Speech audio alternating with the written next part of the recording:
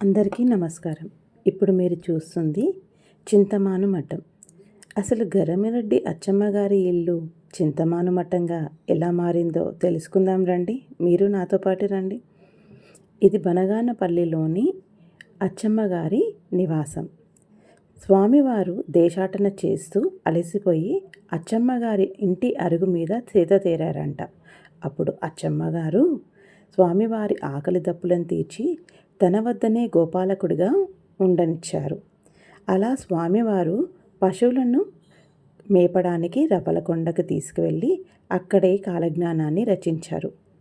అచ్చమ్మగారు స్వామివారి కాలజ్ఞానాన్ని రాయడాన్ని చూసిన తర్వాత స్వామివారు 4 భాగాలుగా రచించిన కాలజ్ఞానాన్ని ఒక భాగాన్ని మాత్రం ప్రాచుర్యంలోకి తీసుకుని వచ్చారు. ఈ విషయాన్ని పంతులు గారు వివరిస్తున్నారు, వినండి. మల్లెపూలు పూజ రాబోయే కాలంలో మల్లెపూలు పూస్తే కలియుగాంతం జరగాలి. స్వామి గారు 4 భాగాలు కాలజ్ఞాన పత్రాలు రాసి 3 భాగాలు చెట్టు కింద పెట్టి ఒక భాగం బయటకి ఇచ్చాడు, ప్రచారం చేయాలి. ఆ బయటకి ఇచ్చిన ఒక భాగం ఇప్పుడు జరుగుతున్న మనకు అవసరం వచ్చి తీయాలి, అప్పుడు మిగతా భాగం జరుగుతుంది. ఈ ఇల్లు స్వామి గారు చిన్నప్పుడు 16 తిరిగాడు మళ్ళీ వేసిన